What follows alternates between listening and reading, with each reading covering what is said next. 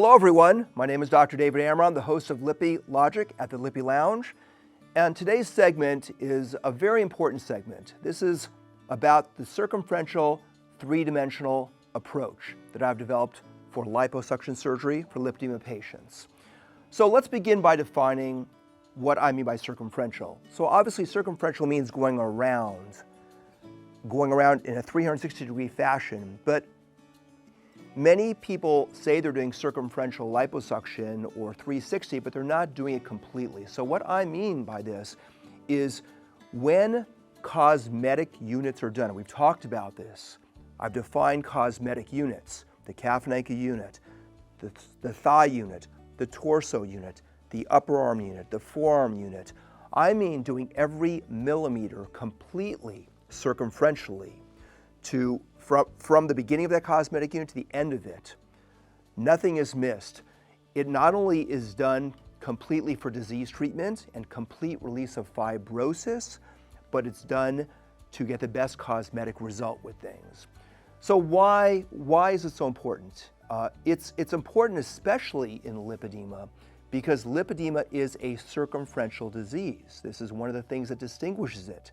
It's not just in certain areas. When it involves the thigh unit, and this is what differentiates it from just a cosmetic patient who may have fullness in the outer thigh area or the inner thigh area, you've got to do every millimeter of it. There is no start and stop point. Once you go into a cosmetic unit, it is really best to do it completely to get the best results with things. So that is what I mean by circumferential. You know, again, why? Let's take a look at an illustration to demonstrate this. We see that the body, as I've defined from a contouring standpoint, is broken into different cosmetic units. We see the arms, the forearms, the torso, the thighs, the calves and ankles, and it involves going around completely these entire cosmetic units. So that is what I'm defining as circumferential. The advantages, like I mentioned, is that it achieves a better functional and disease treatment result and a better cosmetic result. There are different ways that surgeons go about treating lipedema. I've talked about this in many lectures that I've done. There's different anatomic approaches, and there are really three as far as I see things. One way to do it is to spot treat and debulk. The patient is done in an area-specific way, that certain areas are improved and debulked, and there can be improvement in lipedema by hitting those so-called hot spots, but it's not really the best or complete way to do it. You will leave areas of lipedema behind. Another common approach is what I call the strip approach, either anterior or posterior, or medial and lateral. Commonly, as we talk about anesthesia, when surgeons do it under general anesthesia, common approach is they'll do the front part in one surgery and then the back part in another surgery.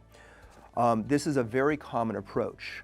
It can make improvements, but I think there are disadvantages in terms of getting the best improvement completely, because it's very difficult to blend areas perfectly when you're doing them at separate times. So this is what I call the strip approach, or the anterior, posterior, medial, lateral approach. The third approach is my way of doing this circumferentially, like I've mentioned, where you're doing complete circumferential areas all the way around 360 degrees at one time.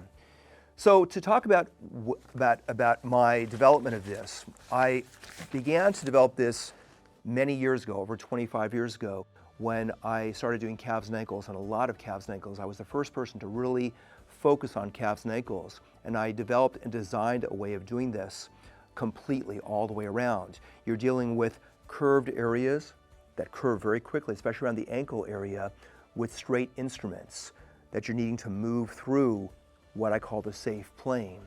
And how you design things is very important. You want to design the entire cosmetic unit. Your markings are very important and very specific.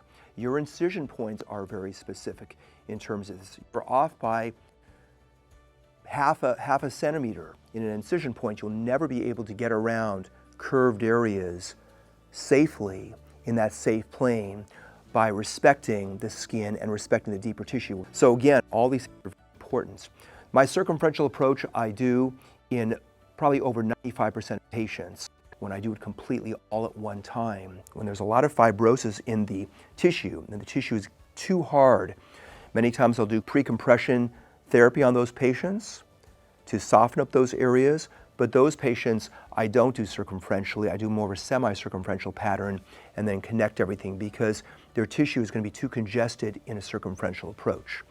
So again, hope this answers the questions about my circumferential way of performing surgery on lipedema patients. I strongly feel it is a superior way of doing this for many reasons. Again, functional, disease treatment, doing it completely, and certainly cosmetically. I'm Dr. David Amron of Lippy Logic at the Lippy Lounge. Thank you so much for tuning in.